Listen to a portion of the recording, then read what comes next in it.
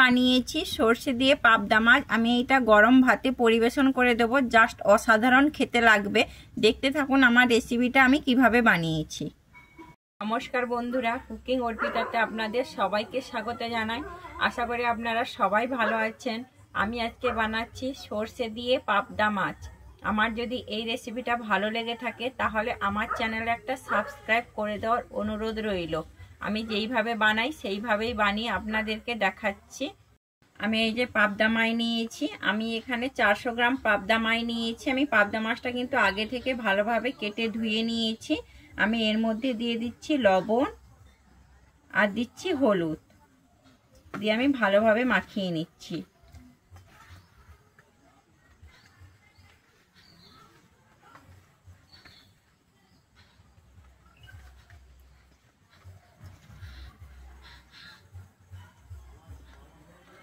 আমি এবারে রেখে দিচ্ছি এটাকে 15 মিনিটের জন্য।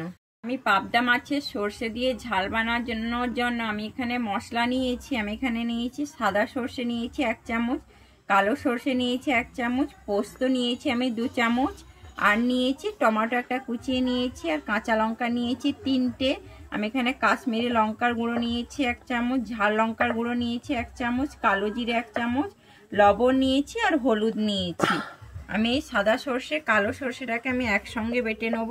এর মধ্যে আমি দিয়ে দিচ্ছি একটু লবণ আর দিচ্ছি হলুদ, যাতে সর্ষেটা না তেতো লাগে। আর আমি পোস্ত আর কাঁচা লঙ্কাটাকে একসঙ্গে বেটে নিচ্ছি। আমি টমেটোটাকেও বেটে নেব। সর্ষেটা কিন্তু এরকম পাতলা করে বেটেছি জল দিয়ে। আমি সর্ষেটাকে কিন্তু ছেঁকে নেব। সর্ষের খোসাগুলো কিন্তু দিলে তরকারিটা খেতে ভালো লাগে না, তাই জন্য আমি কিন্তু সর্ষেটাকে এইভাবে আমি ছেঁকে নিচ্ছি।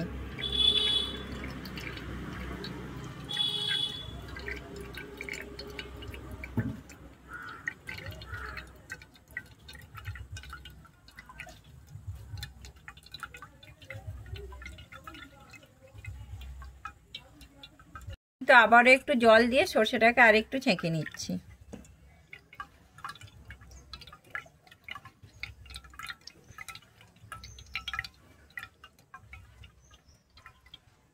এই দেখুন আমার কত খোসা বেরিয়েছে। আমি খোসাটাকে কিন্তু ফেলে দেবো। সর্ষেটা ছেঁকে নিয়েছি। আমি এর উপরে একটু সর্ষের তেল দিয়ে দিচ্ছি। আমি রান্নাটা কিন্তু সর্ষে তেলে করে নেব। সর্ষে তেলে করলে কিন্তু টেস্টটা খুব ভালো হয়। আমি তেলটা দিয়ে দিয়েছি। তেলটা আমার গরম হয়ে গেছে। পাবদা মাছ কিন্তু খুবই নরম, তাই জন্য তেলটা কিন্তু হিট করে মাছ দিতে হবে। আমার তেলটা গরম হয়ে গেছে, মাছটা এবারে দিয়ে দিচ্ছি। কিন্তু খুবই তেল ছিটকায়, তাই জন্য কিন্তু মাছটাকে সাবধানে ভাজতে হবে। আমি মাছটাকে কিন্তু দূর থেকেই তাই ভেজে নিচ্ছি।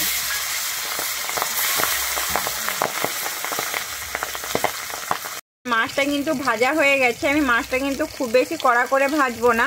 আমি মাছটাকে তুলে নিচ্ছি। আমি বাদবাকি মাছগুলো কিন্তু একইভাবেই ভেজে নেব। সমস্ত মাছগুলো কিন্তু ভেজে নিয়েছি। এই মাছ ভাজার তেলেই আমি কিন্তু রান্নাটা করে নেব। আমি তেলের মধ্যে দিয়ে দিচ্ছি প্রথমে কালো জিরে।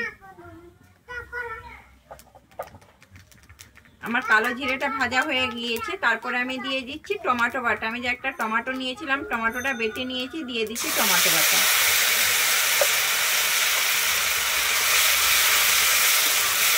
আমি টমেটোটা কিন্তু ভালোভাবে ভেজে নেব, টমেটো থেকে যাতে আমার কাঁচা গন্ধটা চলে যায়। আমি এর মধ্যে দিয়ে দিচ্ছি কিন্তু হলুদ, আর দিচ্ছি আমি লবণ।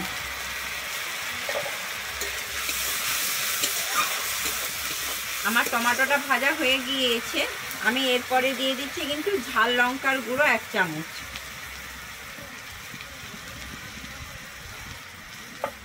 আমি আর দিচ্ছি এখানে কাশ্মীরি লঙ্কার গুঁড়ো 1 চামচ। কালারের জন্য আমি এটা দিচ্ছি।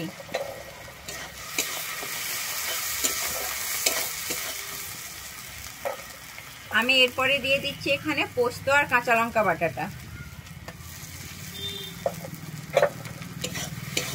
আমি পোস্ত কাঁচা লঙ্কাটা দিয়ে কিন্তু ভালোভাবে কষিয়ে নেব।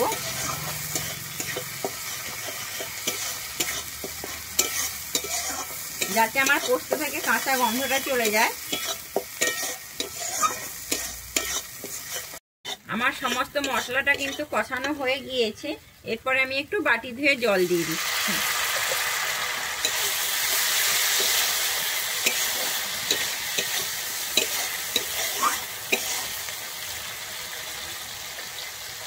আমি যে জলটা দিয়েছিলাম আমার জল থেকে কিন্তু তেল ছেড়ে দিয়েছে, আমার মশলাটা কিন্তু খুব সুন্দর কষানো হয়ে গিয়েছে।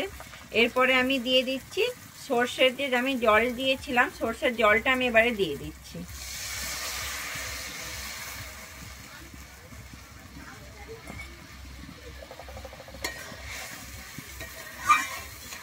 আমি এখানে কিন্তু আর এক্সট্রা কোনো জলের ব্যবহার করছি না।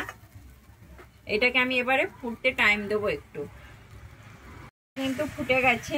এরপরে আমি দিয়ে দিচ্ছি ভেজে রাখা মাছটা। আমি ভেজে রাখা মাছটা দিয়ে কিন্তু খুব বেশিক্ষণ ফোটাবো না, যেহেতু পাবদা মাছ খুবই নরম মাছ, তাই জন্য আমি খুব বেশিক্ষণ এখানে ফোটাবো না।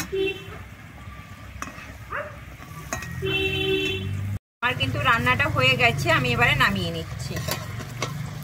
গেছে সর্ষে দিয়ে পাবদা মাছ। আমার যদি এই রেসিপিটা আপনাদের ভালো লেগে থাকে তাহলে আমার চ্যানেলে অবশ্যই লাইক, শেয়ার, কমেন্ট ও সাবস্ক্রাইব করে দেওয়ার অনুরোধ রইল।